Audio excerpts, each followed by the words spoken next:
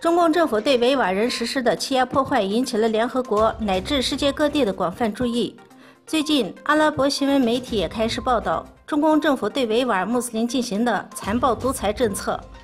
并在这神圣的日子里对维吾尔人进行了真诚祈祷，希望早日脱离中共政府的控制。在中国入侵者占领的新疆维吾尔自治区东突厥斯坦，中共政府以富裕劳动力及扶贫为由，分别将维吾尔男女青年送往中国各省大小工厂务工。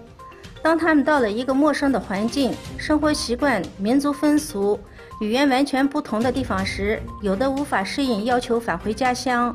当地主管部门就以荒唐理由诬陷、栽赃、制造矛盾，想方设法不允许返回家乡，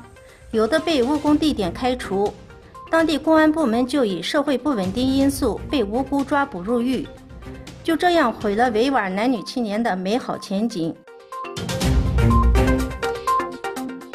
根据韩国电子时报8月13日报道，由于销售量大跌，劳动成本力上升，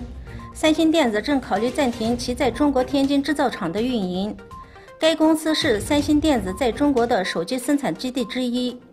韩国媒体认为，三星电子可能要逐渐撤出中国市场。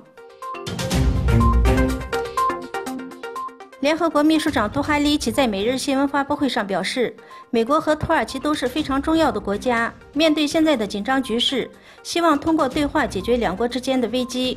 两个重要国家发挥着重要的作用，不希望这种紧张局势持续下去。